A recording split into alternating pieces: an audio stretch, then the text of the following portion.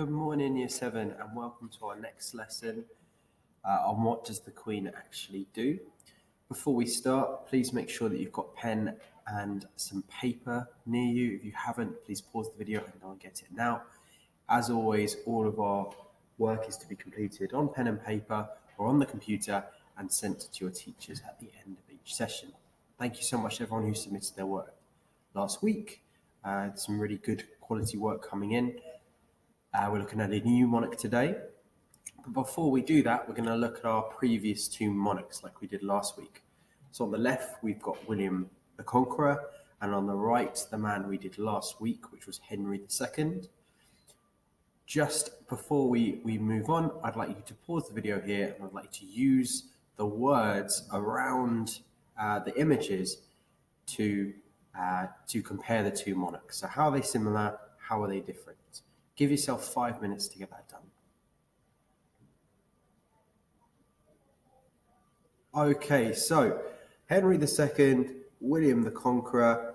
There's lots of things that we could say about the two of them. One similarity, if we pick the word land, for example, we'd say that both men, both English kings, had land in England. Okay, sorry, in France. So William the Conqueror had land in Normandy. Henry II had land in Normandy, Anjou, Aquitaine, Brittany. If we looked at their accession, how they came to the throne, William the Conqueror obviously conquered England, whereas Henry II got his crown following a civil war. You could talk about the fact that one is more powerful, so Henry II is more powerful than William because he controls more land. How are they remembered? What's their legacy? William is obviously remembered as this conqueror, this person that completely shifted British history away from the Anglo-Saxons, whereas Henry II is remembered as a very powerful king. We've also got his interaction with the Church of England, which is quite controversial.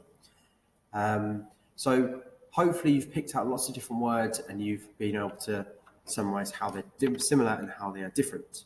So let's look at our next monarch. Hopefully you'll recognize this person straight away. Today we're going to be looking at Elizabeth I. We're going to look at who she was, how she came to power, what she controlled, what powers she had, and how Elizabeth will be remembered. So take a second to look at that image. Queen Elizabeth, also known as the Virgin Queen, reigned from 1558 to 1603. She never married and she did not have any children. She was the second daughter of Henry VIII from his second marriage to Anne Boleyn. Obviously, remember Henry VIII as the person that married 6 wives. Elizabeth faced many problems as queen. She had to find a middle way with religion and deal with her cousin Mary, Queen of Scots. In 1588, she also faced the Spanish invasion known as the Spanish Armada. So it was not a straightforward reign. So before we start, I want us to think about what do you know about her father? I've already talked about the 6 wives comment. And how does she come to the throne? So just 2 minutes to write an answer to those 2 questions for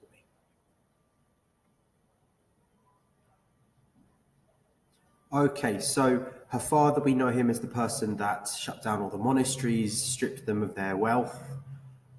He created the Church of England to divorce his first wife, who he then divorced to marry Anne Boleyn. Anne Boleyn, as the second wife of Henry VIII, was eventually executed, had her head chopped off by a sword.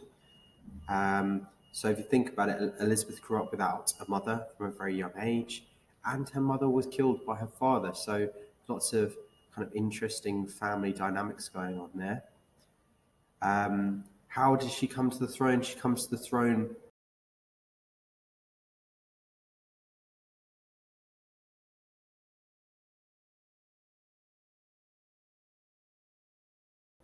marrying different people, and eventually he did have a son, Edward, who died very young, met the throne, and when Mary died without an heir, Elizabeth takes the throne.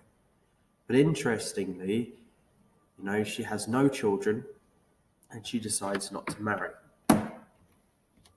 So the most important or the most significant thing that happened during Elizabeth's reign is the change to the church. Now, these are two churches at the same time in history, okay, but different religions or different forms of Christianity. I want you to tell me what the difference between these two churches is. Pause the video here and see if you can spot 5 differences, and I'll give you 3 minutes to do that. See you in a second.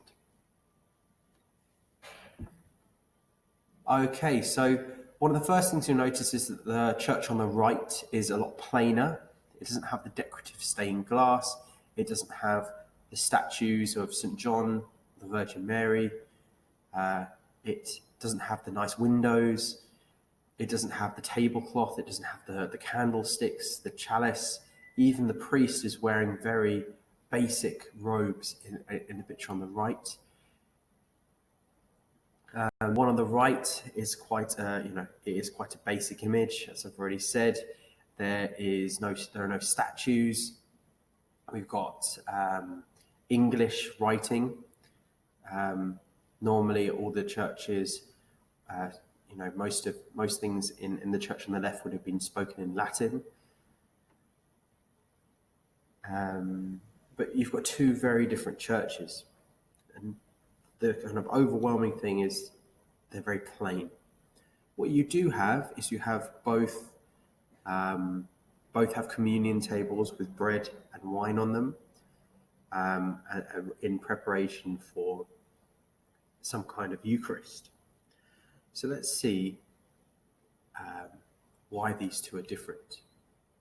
So at the time of Elizabeth, there were two dominating forms of Christianity. There was no real distinct Church of England. Instead, you had Catholics and you had Protestants. And what I'd like you to do is I'd like you to write down the two definitions that I've written on the slide. So Catholics are Christians who follow the Pope in Rome, and they're the opposite of Protestants. Protestants are still Christians, but they believe the Catholic Church is corrupt, so they don't follow the Pope. So if you can see it most obviously with these two crosses. Protestants believe that you don't need to, you don't need to use lots of money to worship God. They want a more focused, a more plainer focus on God. So on the left-hand side, you have the crucifix with Jesus on the cross in gold. And on the right-hand side, you simply just have a plain cross. One of the biggest differences between the two is what they do with their bread and wine during religious service. So part of kind of the Christian worship is you take on the body and blood of Christ, and that's in the form of bread and wine. Now, Catholics believe that when the wine is blessed and when the bread is blessed, that it actually turns into the body and blood of Christ. Whereas Protestants believe that it stays bread and wine, it only represents Christ. So we have two different beliefs, two different ideas, both go against each other, but both worship God and his son, Jesus Christ. So what I want you to do is I want you to just write one sentence about how they are different. The process I've just talked to you about the wine is called transubstantiation. And using that, especially when we get a bit older and we get into GCSE classes, the word transubstantiation is a very good one to learn. So write one sentence about how the two are different.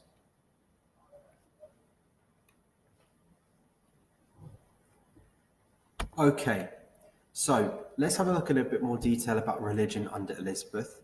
I'd like you to watch video 1 in the description and make notes on Elizabeth's changes to the church.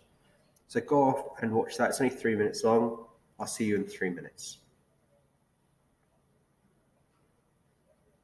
Okay, so I want you to think about what impact Elizabeth has had on England. So what's she actually done to the state of the church in England? And how are people going to react to this? Think about how Protestants might react. Think about how Catholics might react for me. Now pause the video there for 2 minutes. Come back to me in a second. So obviously there's a real change with religion under Elizabeth. Some people are happy, some people are angry. We're going to look at that in a tiny bit more detail now. So What I want you to do is I want you to read through or listen through to these ideas, and I want us to think about what a middle way would be. So if you write middle way in a spider diagram in your book, and as we go through this, you can add some details, just bullet points.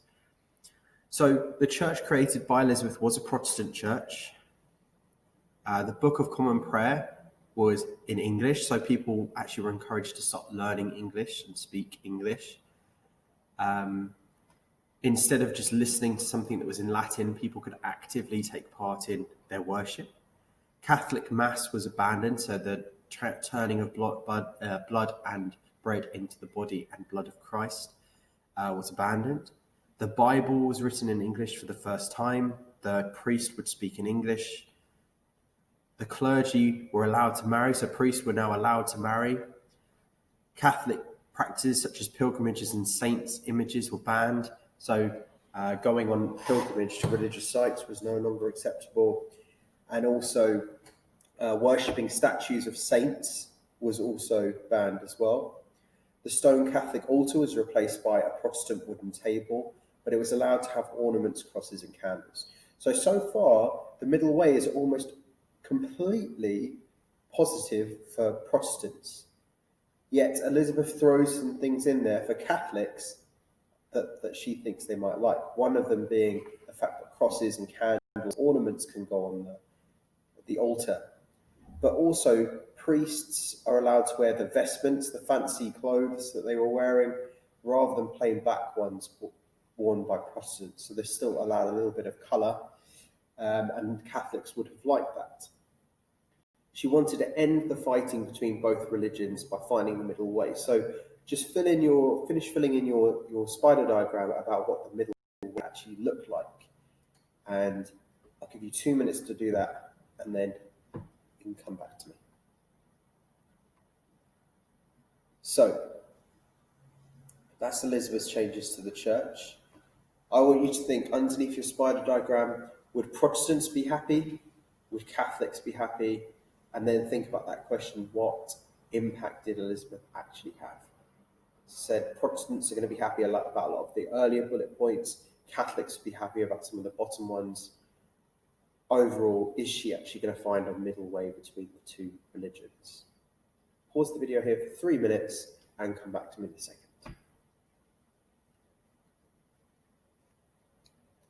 Okay, so how are Catholics reacting to Elizabeth then? To find this out, we're going to learn about the Spanish Armada. So I would like you to open up video 2 in the description and make notes on the Spanish Armada. So I'll see you in 3 minutes when you finish watching the video. Okay, so now you've watched that video and you've learned about the Armada and the huge success it was for Elizabeth. I'd like you to tell me why the event was so important and what impact did Elizabeth have on England. So just take 2 minutes to answer your questions for me. So this event is important for 2 major reasons. First of all, it was a major success for Elizabeth, and it showed that she was capable of ruling England, and she was capable of defending England as well. Second, it was a win for her religion. The Catholic Spanish Armada believed that God was on their side, and when they lost, a large reason for why they lost was the weather. They believed it was that they were out of God's favour. So it was a huge win for Elizabeth. So just before we move on to our last tasks, we need to address the marriage question with Elizabeth. We've looked at what she did in power, and she changed a lot, but it's also important to look at why she didn't marry. So just spend 1 minute. I want you to think about, why do you think she did not marry, and what would happen if she did not marry? So pause the video here, and in 1 minute, we'll talk about it. So Elizabeth did not want to lose her powers to her husband. Instead, she claimed she was married to England. So Elizabeth didn't want anyone undermining her time in power. This was at a time when husbands were in charge of their wives, and Elizabeth didn't want to give or share her power with a husband. And a lot of people were trying to get married to Elizabeth. They were trying to court her just to get that power, and she didn't like it very much. She instead claimed that she was married to England, and she said any person that talks about the marriage question would be in trouble by her. And she devoted her life to being a queen rather than being a wife. Now, although that meant that when she died, she didn't have an heir, it also meant she can completely devote herself to being a queen. So this is important for two reasons. First reason is that she devoted herself to England, but it's the succession crisis. What happens when Elizabeth goes? So, final task today. Why is Elizabeth important? We're going to be writing a PEE paragraph to help support this. So read through the information and think about why she's important. What we've learned so far is that she succeeded her father, brother, and sister to the throne. She tried to end religious rivalry between Catholics and Protestants, creating a middle way. She created a new book of prayer in English. Old Catholic practices were banned, and priests wore Catholic-style vestments, so she did try and find a middle way. There were a lot of Catholics that were unhappy, and they plotted against her, but we've got to say that these were not successful. That makes her very successful. Elizabeth took on and defeated the Spanish Armada, a great victory that showed how able she was to be queen. She also saved England from a Spanish invasion. She sat on the throne for 44 years, which at the time was the longest any monarch had sat on the throne of England, a huge feat. However, she was also the last Tudor queen. She had no children to pass on the throne to. So the line of her father and her grandfather ended with her. So you're going to spend 10 minutes doing this. Okay, you're going to write a paragraph on why you think Elizabeth I was important. And remember, I'm looking for 2 paragraphs. The best answers will contrast, will argue against this. Okay, use the information above to help you. Remember, we're PEE paragraphing, so that means you need to write a point. I've written one for you. I think Elizabeth I was an important monarch for religion. So that's a point. It's a clear point. I then back that up with an example I know. I know that, and I talk about finding the middle way. And then the final sentence is important because you're using the word because. You're saying this is important because, and you're linking it back to the question, and you're explaining why Elizabeth was so important. So 10 minutes, get that complete, and I'll join you in a second. Okay, well done. Thank you very much for answering that question. What I'd ask you to do now is to make sure that you've recorded that, whether you've taken a picture or whether you've written it on the computer, and you need to send that on Show My Homework or send it by email to your teacher. They are looking forward to reading it and giving you some feedback. And I just want to leave you with something to think about. And it's a comparison. Obviously, we have 2 Elizabeths, 2 monarchs. The first one we've looked at in a previous lesson, and we've looked at Elizabeth today. Before next lesson, I want you to think about which Elizabeth is more important, okay? So the first question I'm going to ask you next lesson is which is more important? Is it Elizabeth I or is it Elizabeth II? Thank you again for all your hard work today. I am looking forward to seeing your work. Good luck with it and have a good week. See you later.